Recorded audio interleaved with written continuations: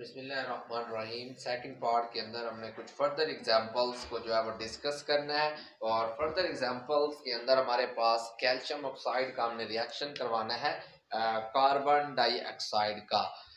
Further reactions हमने देखने हैं और फर्दर रिएक्शंस के अंदर हमारे पास जो पहले नंबर पर रिएक्शन आता है वो है कैल्शियम ऑक्साइड का कार्बन डाइऑक्साइड के साथ।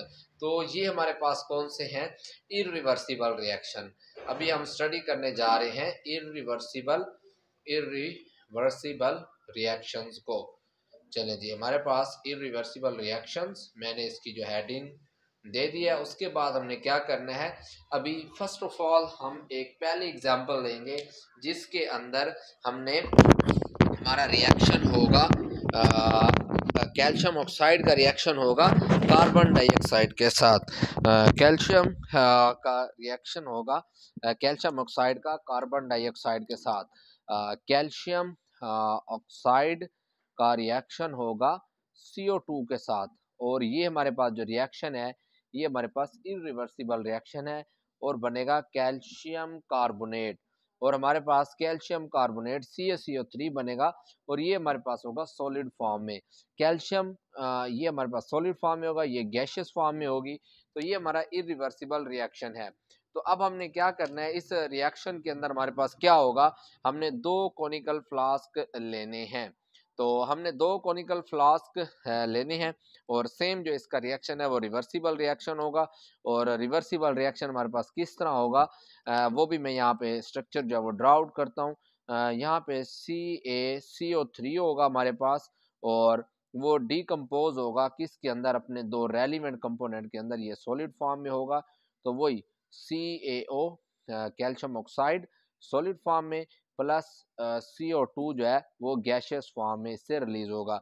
अब हमने क्या करना है, दो कॉनिकल फ्लास्क लेने हैं। ये हमारे पास डिकम्पोजिशन रिएक्शन था और ऊपर वाला कम्बिनेशन रिएक्शन था। अब हमने दो कॉनिकल फ्लास्क लेने हैं। यहाँ पे मैं दो कॉनिकल फ्लास्क लेता हूँ। चलें जी, हमने जो है वो दो कॉनिकल फ्लास्क ले लेने हैं। चलें जी, ये मेरे पास जो है वो दो कॉनिकल फ्लास्क हैं। ये मैंने दो कॉनिकल फ्लास्क ले लिए हैं और हमने क्या करना है, इनको इंटरप्रेटेट करना है कि किस तरह से जो रिएक्शन है वो डिकम्पोज होगा और जो है इसके अंदर दो गैसेस जो हैं वो बनेंगी। चलें जी, ये मैंने दो कॉनिकल फ्लास्क ले लिए हैं।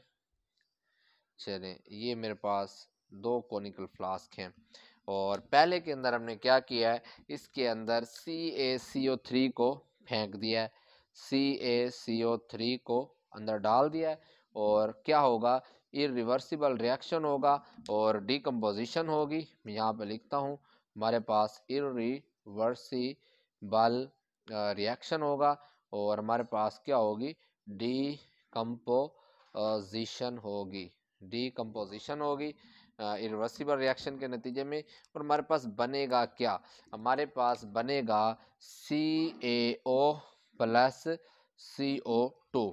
तो ये हमारे पास जो है वो दो गैसें जो हैं वो इवॉल्व होंगी।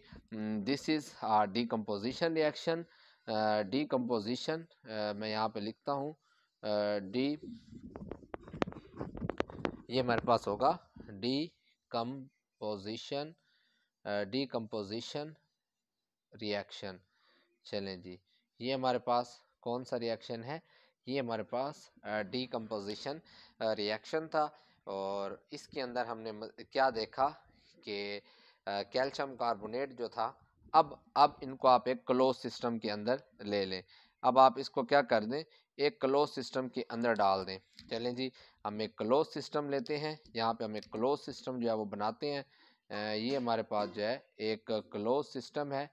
ये हमने एक फ्लास्क ले लिया बड़ा सा और हमने क्या किया, इसके अंदर जो है वो गैसेस को क्लोज कर दिया, दो गैसेस को क्लोज कर दिया, यानी कि CaCO3 जो था अब ये टूटेगा, डिकम्पोजिशन होगी CaO प्लस CO2 में और सेम यही रिएक्शन क्या होगा, रिवर्स होगा।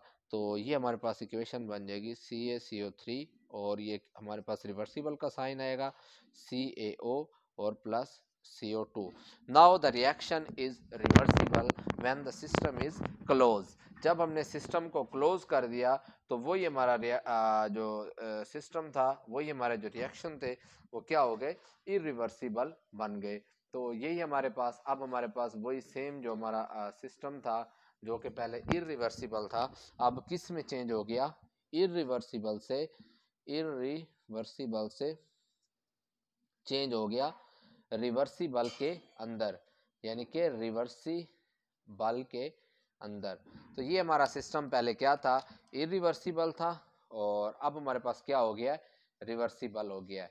तो ये था आज का हमारा सेकंड पार्ट, जिसके अंदर हमने डिस्कस किया कि इरिवर्सिबल रिएक्शन को हम रिवर्सिबल रिएक्शन के अंदर कैसे चेंज करते हैं एक क्लोज सिस्टम प्रोवाइड करके। सो गुड बाय, अल्लाह हाफिज़।